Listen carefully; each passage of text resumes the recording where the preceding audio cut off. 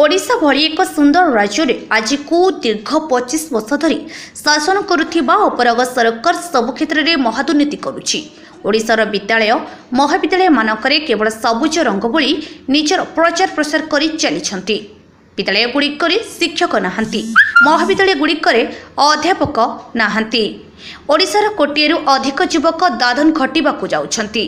केंद्र सरकार अनुदान को खर्च न करि पारि ओडिशार उन्नति में बाधक साजुथिबा राज्य सरकार केंद्र सरकार योजना को प्रकृत हिताधिकारी निकट में न पहुंचाई केंद्र योजना रे स्टिकर मारी निज नारे नामित करुथिबा घटना को विरोध करी कटक जिला बीजेपी युवा मोर्चा सभापति नलिन कुमार राय नेतृत्व में रेभेन्सा महाविद्यालय सम्मुख में धारणा दिया। एही कार्यक्रम में बीजेपी राज्य युवा मोर्चा संपादक गगन ओझा, राज्य कार्यालय संपादक शुभ्रांशु पात्र, राज्य कार्यकारिणी सदस्य शिवनारायण नायक, संजय दास, विजयानंद बारिक, केशव कुंडू, नव दास, राम छापोलिया, अविनाश ओझा, मानस महाराणा, सौम्यरंजन साहू, विकास नायक, शुभम जेना, प्रदीप्त दास, दिलीप सामल, विवेक राय प्रमुख उपस्थित थिले। 6 थर कटक संसद हो जाते से भाई समय भारतीय जनता युव मोर्चार अग्रणी भूमिका ग्रहण करुवा समस्त युवकर्ता माने आम निश्चित भाव में मन भली नौ जो 400 पार नारा थिला एटी 399 प्लस कटक इक्वाल टू 400 बोली तार आगामी दिन में कटकवासी ओडिशावासी को सचेतन करने सहित भारत सरकार हाथ को मजबूत करेंगे बोली आम स्थिर करूँ। नलिन कुमार राय, कटक जिला युव मोर्चा सभापति।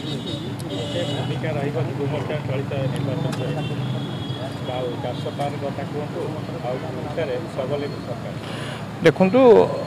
1,54,000 ऊर्ध एथरक नुआ भोटरदाता मानक आज स्लोगान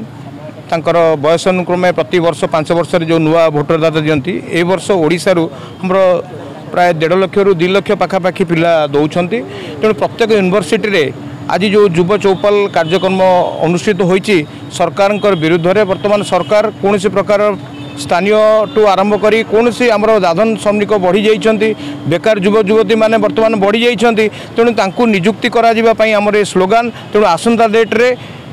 यशस्वी प्रधानमंत्री जो आह्वान रही प्रथम पिला तार भारतीय जनता पार्टी को भोट दो बोली आज ये नारा एवं आज मुख्य आकर्षण। तेणु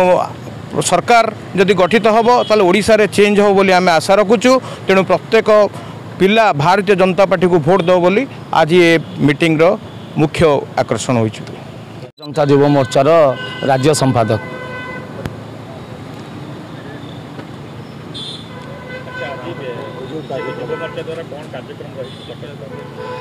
आज युव मोर्चार सभापति कटक जिलार युव मोर्चार सभापति नलिन रायंकर